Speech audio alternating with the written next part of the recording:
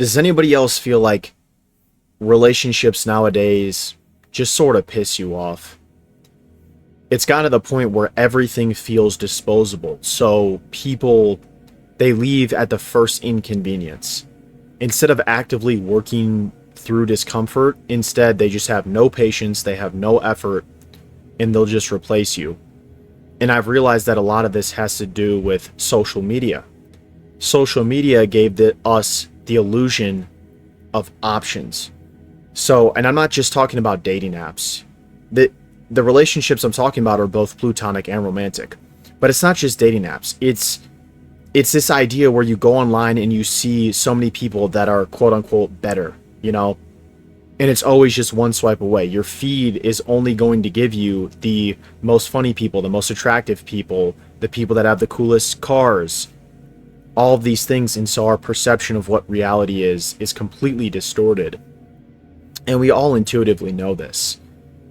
You know, people nowadays, they want connection without the responsibility. They want intimacy, they want attention, they want emotional support, but not accountability and not consistency. It's like a quick fix. It's like a dopamine hit, you know?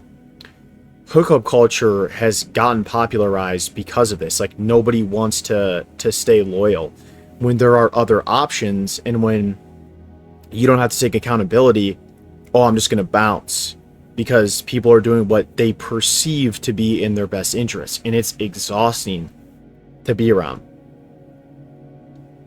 You know, I feel like it's hard to speak to every experience because I'm a guy and I like girls, so I know like my experience with like women, an issue that I've had, and I don't mean this in a like, because people are going to say it's misogynistic. It's really not, but there's such a high level of entitlement that I see with women.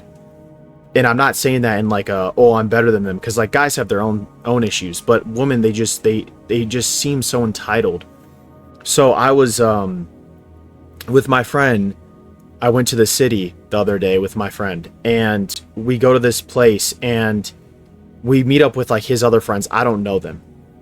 And this one girl immediately comes up to me and she's like, okay, so how tall are you? By the way, I'm 6'5". I'm genuinely like not even saying that to brag. I actually am 6'5". And it's like pretty obvious that I'm tall. And so I'm like that's the first question. She didn't even say, what's your name? She's like, how tall are you? And then I was like, tall enough, as a joke. Like I was like trying to like play it off as a joke. Haha, tall enough. And then she's like, she literally goes like, how much money do you make? What's your current like job status? Like all this stuff. I'm like, what are you talking? And she's like, oh yeah, I just need to know like if you're, if I should like invest time into you. And I'm like, yeah, I never said I wanted you, right? I never said I was interested in you. And so it's attitudes like this that are just annoying. And I know for girls, a big issue that they have with guys is guys just don't put in effort. And that's so true as well.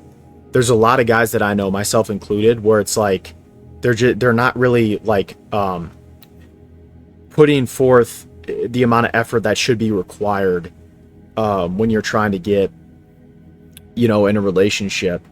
And, you know, that's romantic, but there's similar-esque things that happen in platonic relationships.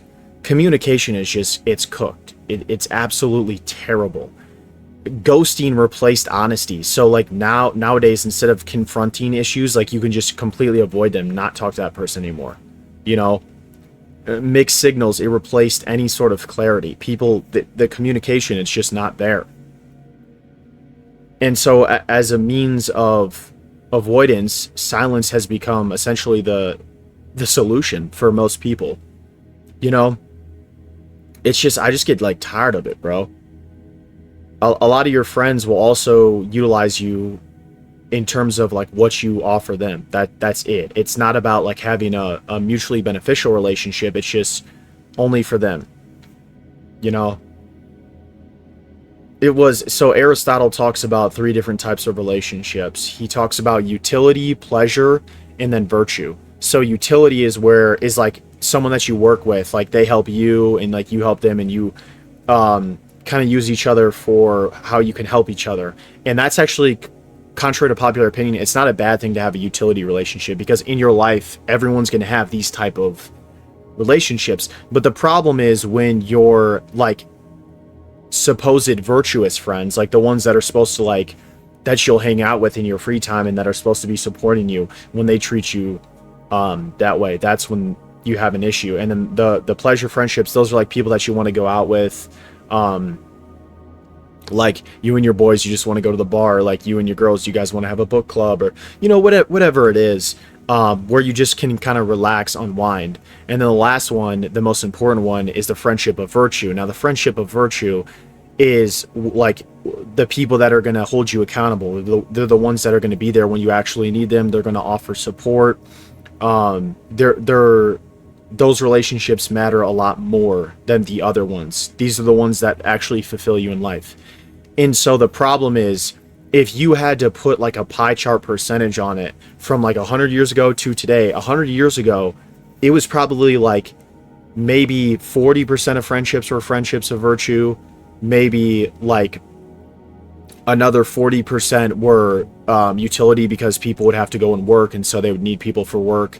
And then 20% was pleasure. Like there were a few of your friends that, you guys would just go out and just chop it up, whatever. And nowadays it seems like it's like 5 to 0% friendship of virtue, and then however else you want to cut up the other two. And so this is an issue. It's very clearly an issue. Social media, once again, it's distorted our expectations. So people are comparing real relationships to highlight reels that they're seeing online. And I think there's an issue because people perceive something to be wrong with you when you're not perfect. But is anybody perfect? None of us are perfect, right? And so that's just the reality. Real love is oftentimes slow, boring, and it requires a lot of work. And people hate that, when you could just bounce and then go and like hook up with someone within like a couple of days after. They just don't want to commit to that. And I've never prescribed to that ideology. I think it's disgusting, quite frankly. Everyone wants passion without the patience. That's what's wrong with our generation. My grandparents, they lived like the most like stereotypical like American dream life, where they met in they went to the same schools growing up, and in high school my grandfather proposed to my grandmother on prom night, and then they got married a year later when they were 19, and then they just raised a family. My grandmother was a stay-at-home mom and had 3 children, and my grandfather was an accountant, and they were extremely happy. My grandmother absolutely was like loved people. That was her whole thing. She just like loved talking to people. She loved being a stay-at-home mom. And my grandfather loved providing for the family. And, they were married since 19, and then they would stay together until they passed away. And they had one of, like, to my knowledge, one of the best marriages I've ever seen. And it's because there was a commitment. There was a loyalty there. Some of you guys may have seen this video that I made recently on my Instagram. I said, like, nowadays you either have to accept micro cheating, which isn't really micro cheating, it's just straight up cheating, but micro cheating, or you have to risk getting called insecure and controlling. Because if you're looking for a level of respect, like, people just don't want that nowadays. They're like, well, I should be able to like have all the benefits that I want without actually having to hold myself to a certain standard. One of my best friends, great guy, he's been seeing this girl for like 5-6 months, and they haven't put a label on it because she's like, well, I just don't know because I'm going to college and all this stuff. And so they won't like put a label on it. But then she wants all the benefits that you would get if you were in a relationship without being like all in. And I was telling my friend, I'm like, dude, I know you like this girl, but like, what? Like, there's no commitment. There's no like skin in the game, and it's exhausting. Everybody's protecting themselves instead of loving openly. Past trauma is essentially turned into walls. But what's wrong with our generation is that we think everything's trauma, and so there's walls everywhere to the point where it's like an impenetrable base. Like, it's exhausting, bro. It's exhausting. I was talking to this girl, like, maybe it was like 2 or 3 months ago, and bro, just like anytime I would like just ask like a genuine question, trying to know her more, like she always just seemed like hesitant, and she seemed comfortable with me, but she seems uncomfortable with herself, if that even makes sense. Like she didn't want to like express these things in the open. And by the way, they were basic questions like, oh, like how was your childhood, stuff like that. This is when you first were talking. And it's like, bro, like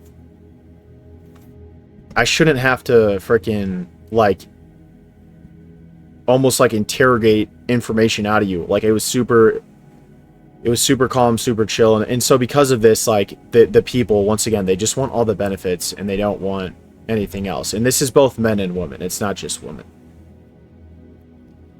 Another huge issue is that people confuse chemistry with compatibility. So strong feelings, especially at the beginning, they don't mean long-term alignment. That's not how that works. What you have to understand that like the most basic human biology is that we're supposed to reproduce. And so naturally when you have when you meet someone, like your brain is designed to try to like create a really strong like chemical feeling in your brain so that you feel like really connected to that person. But only time will actually tell. So ooh, this is the other thing I really want to talk about. Ego. The ego of these people is so strong. It's so, like everybody, myself included, it's to the point where it matters more than effort. So nobody wants to apologize. Nobody wants to be vulnerable. And summed up, pride kills potential relationships. It literally does, because people are just like, they just don't want to express how they're truly feeling. But deep down, guys, most people, they're lonely. And it's not because, you know, love doesn't exist, but it's because nobody wants to do the hard parts anymore. But the harder the climb, the greater the reward. That's just how life works. It's the yin and the yang. The more you put in, the more you get out. So yeah, you can't just put in zero effort and then expect long-term fruitful results. People aren't able to do any of these things, and it's becoming exhausting. And I have the feeling if you're still watching this video, you feel very similar to me. But regardless, just try to be the best person that you can and just keep pushing forward. Thank you guys for watching.